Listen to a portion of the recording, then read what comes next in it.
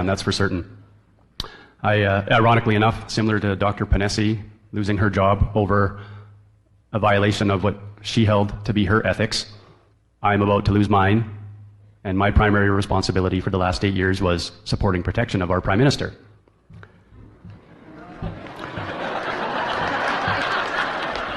The irony is not lost on me, and probably not lost on him either.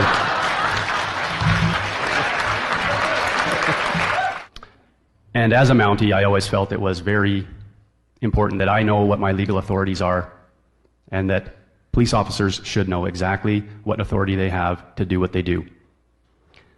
So I've spent a fair amount of time researching the different legislation surrounding what we're currently dealing with, have subsections that detail how both are subject to the Canadian Charter of Rights and Freedoms. And I would like to just read the paragraph 3 of the Emergencies Act to you. Whereas the Governor and Council, in taking such special temporary measures, would be subject to the Canadian Charter of Rights and Freedoms and the Canadian Bill of Rights, and must have regard to the International Covenant on Civil and Political Rights, particularly with respect to those fundamental rights that are not to be limited or abridged, even in a national emergency. I recently heard former Premier of Newfoundland, Brian Peckford, say very clearly that they have failed to demonstrably justify their infringements on our fundamental freedom. There's many, but I'll hit on the key ones that I think are germane to the current situation. Our mobility rights, where every citizen has the right to enter, remain in, and leave Canada. Our legal rights, everyone has the right to life, liberty, and security of person, and the right not to be deprived thereof, except in accordance with the principles of fundamental justice. Section 8, everyone has the right to be secure against unreasonable search or seizure. That's a big one in the police world.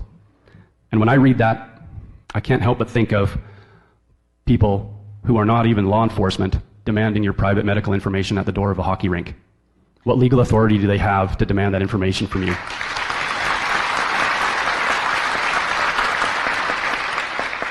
I certainly never had any training or direction in my law enforcement career that indicated to me that I had the right to demand that from someone.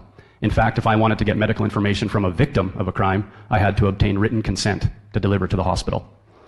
Or I had to obtain it by a warrant for a suspect who was potentially involved in a serious violent crime. And the criteria to obtain a DNA warrant, which I have done in my career, is extremely high, the criteria. Everyone has the right not to be arbitrarily detained or imprisoned. So when I read about the secure isolation facility in North Battleford, Saskatchewan, that was very concerning to me.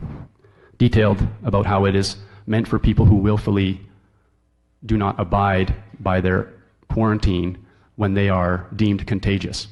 But very little detail as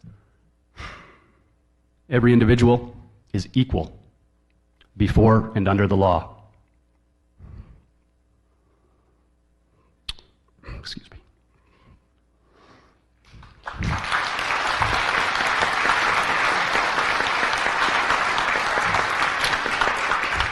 And has the right to equal protection and equal benefit of the law without discrimination.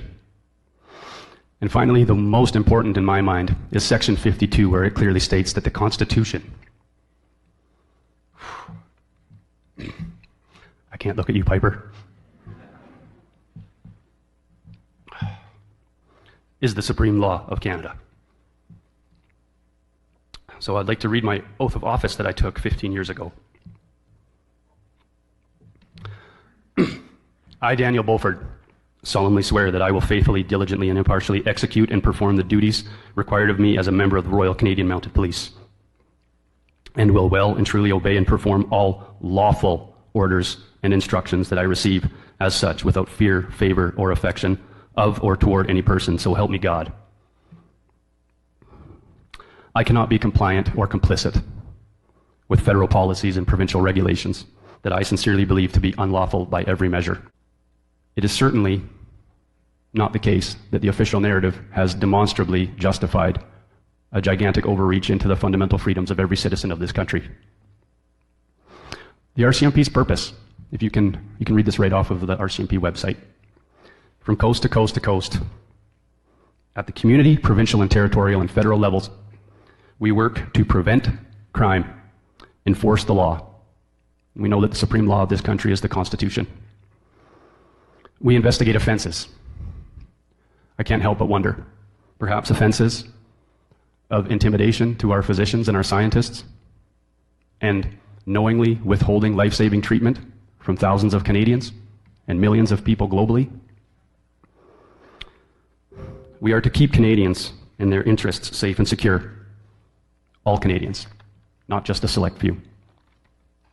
We are to assist Canadians in emergency situations and incidents. So in the context of the pandemic, I've seen us intimidate and arrest Canadians as opposed to assisting them. We've all seen videos. Look at our own history. Other stains on Canada, and the RCMP in particular, things that we have been a part of, carrying out so-called lawful orders. Orders to remove children from their homes to satisfy a government conformity initiative, or the registration and internment of Japanese Canadians during World War II. We're not immune to the stains of history. And I fear we may be repeating past mistakes.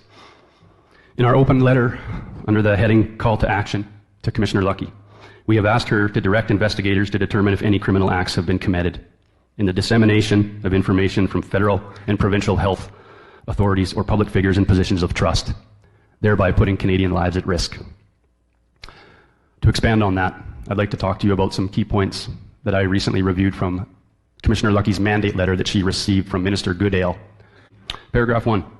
The RCMP is responsible to keep Canadians safe and safeguard Canadians' rights and freedoms in an open, inclusive, and democratic society. And it's quoted, "I want to be clear. The Government of Canada recognizes and respects police independence of the RCMP in exercise of police powers in criminal investigations." In paragraph 10, at best, the RCMP, at their best, the RCMP embodies what Canada and Canadians aspire to be: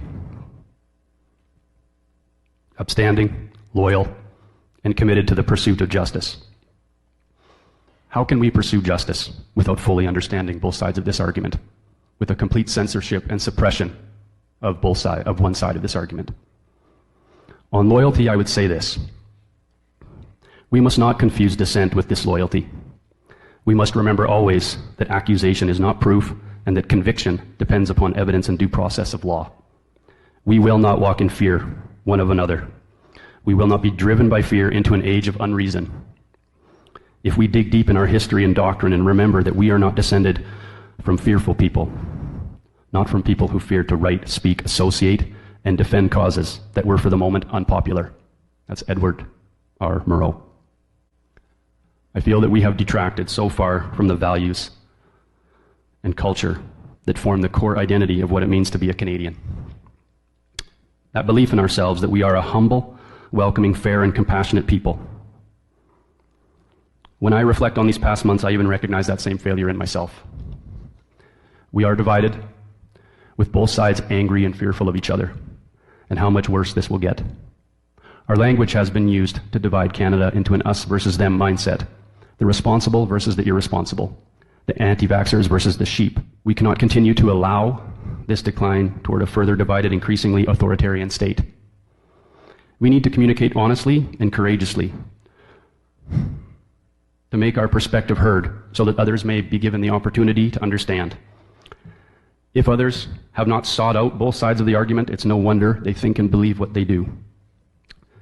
It is time to be strong in mind and body and in character. It will require sacrifice and preparation.